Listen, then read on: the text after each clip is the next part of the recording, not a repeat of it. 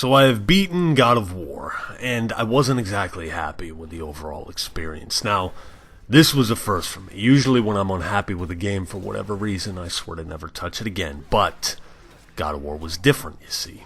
Despite the bitter aftertaste I was left with after my first playthrough, primarily because of my own stubborn playstyle, mind you, I had this overwhelming urge to take my own advice and start from scratch and do it all over again.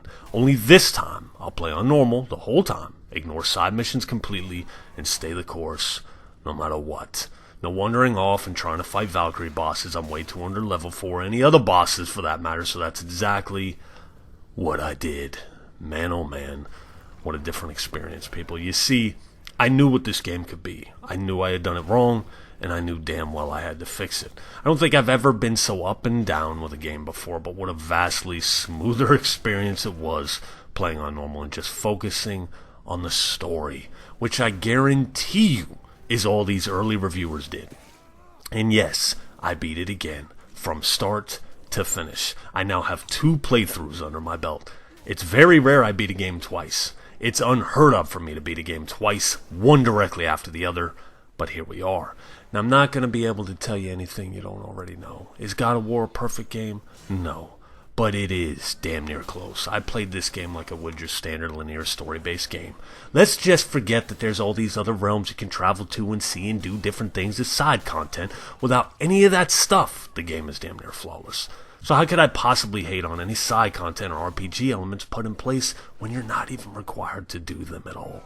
Anyways, now, a lot of the things I didn't like about the game were not necessarily flaws. We've spoken about this. They just fall out of line with the type of shit that I like. I like dark, gritty, and the first quarter of the game was brilliant in that aspect. But then Dorothy clicks her heels twice and you're thrusted to the land of the wonderful Wizard of Oz, tea and crackers, Skittles, and rainbows. It's just real colorful, you know? And while it's very pretty, I will give it that. It is a very pretty game. I feel like the previous games had a much darker tone overall. Most of the enemy types just didn't come across very threatening. I guess that should be expected in Rainbow Town, but again, just not very threatening, like I feel they should be in a game like this. The tree creatures and big trolls are by far my favorite, while the rest are just whatever. Let me just say the flying bug people are so annoying. Oh my god, I couldn't stand them. It's almost as if every game has an obligation to put some annoying ass enemy in there, and this one here doesn't miss the mark, let me tell you. Cheap tactics. They lay light eggs on the ground after they've been struck, and if you step on them, you go blind for a few seconds, people. Infuriating. The floating eyeballs are super annoying too, especially when you're trying to fight a troll and a werewolf at the same time. The last thing you need is floating eyeballs shooting you in the back. But I will say this, they are pretty easily disposed of. Just annoying. Now, the combat overall is pretty freaking spectacular. I'm not going to bullshit you. The different amount of moves / combos you can do are awesome, especially toward the end, and that's not even counting runes that upgrade your combat and give you different abilities. They go hand in hand with your armor, which you can also upgrade. Gain more slots for more runes, thus making combat all the more effective. Or hell, use the boy and have him shooting arrows or performing special area attacks with magical wolves, pigeons, or whatever other silly shit they gave him. There's a lot of depth here is what I'm telling you. Now, I'm going to be honest, I had a much better understanding for how combat worked my second go-around, and instead of trying to brute force everything like I did my first playthrough, I tried to be more calculating and actually block instead of roll, or sidestep instead of block, wait for my opening, and then chop a bitch in half, or blast him right off the cliff. And as you can see from the footage here, it never, ever got old. I only wore 2 different sets of armor the entire game. Upgraded the second set once and didn't really mess with the runes. I honestly still rarely used Atreus. I know, try hard guys, I know. Don't get me wrong, sometimes you have to, but the thought of my man Kratos needing help just seems silly to me, no matter how useful Atreus might be or how much easier he can make the combat. Speaking of ease, my playthrough this go-round was that of a god. Normal as an all-around solid difficulty, and most definitely suits the game better than hard, in my opinion, for a God of War game.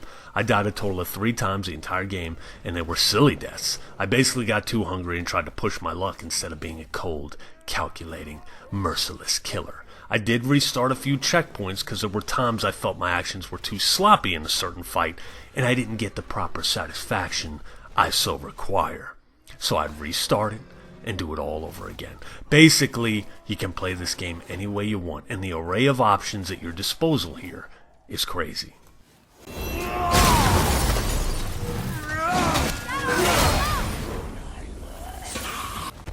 So basically what I did is I left the RPG elements at the roadside, and I still had a blast.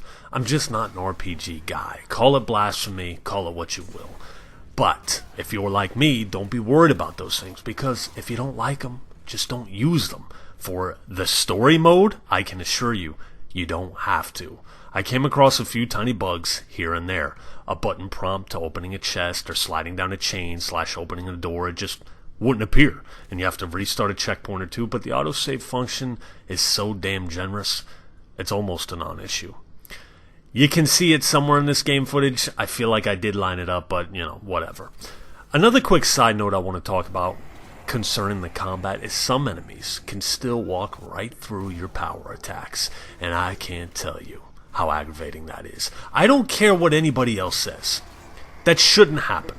If I time a power attack, I don't care what the enemy is doing, he should at the very least stumble, but whatever. Most of the time it works, so I can't complain too much. And you know how much I like to complain. Let's talk about the world in general, outside the fact that it takes place in Walt Disney's Cinderella. Everything is absolutely jaw-dropping. And that's not sarcasm, especially on a 4K TV. A Sony 900E Bravia 65-inch to be exact. Oh man, does this game look the part. The level of detail, people, the level of detail. I'd literally just walk everywhere and sightsee like I was on a vacation, not playing a game where I subtract limbs from my enemies. And once again, on a second run, after my second playthrough, this is one of the most memorable things for me to look back on, was just how much the game shined. It's on another level. It really is. And my PS4 Pro can attest to that too, because it sounds like it's going to explode and take my house with it while I play the game on the damn thing. Story was okay. I was expecting to feel more attached to the characters than I did, kind of like Joel and Ellie in The Last of Us, but that aspect fell a bit flat for me. I wouldn't necessarily blame the game, it just felt like something was missing. The voice acting, top notch, across the board, sound effects are superb, the world design here, the way everything is laid out, it truly is mind-blowing. The devs at Sony Santa Monica got some seriously talented individuals over there, that I can tell you. My only complaint about the world would be all the backtracking. I thought backtracking was a bad thing. Very few games have gotten backtracking correct. I feel like Dead Space would be one of them. I'm not a huge fan of backtracking, I gotta tell you. Now, this game does it fairly well, but I just don't like it. So let's wrap it all up. I love the game overall. It would have been nice if there was something in place that told me the Valkyries were way too high level for me. Come back when you got better shit. But I guess I should have just known that. A jump button would have been nice, but I get it. It wasn't in the director's vision for whatever reason. Less backtracking, like I said. Better pacing toward the end, because it does feel lackluster toward the end compared to the first 3/4 of the game. And the final boss battle, although visually spectacular, was essentially the first one, only not near as good. Camera can get in the way here and there, but nothing serious. If I had to score it, I'd give it a solid 9 out of 10. And it's a game I definitely have multiple playthroughs of. Hell, I already got 2. Now what I'm going to do is I'm going to go back, I'm going to tackle the whole other world these devs have left for me. Freeing dragons, getting better gear, trial events, finding green birds to kill. Yeah, no, that last part's a joke. And eventually returning to those Valkyries to exact my vengeance. This is a world that once you are in, you definitely don't want to leave, and that is always a testament to an exceptional game. Sony Santa Monica is taking us all to Toontown. I'll holler at you later.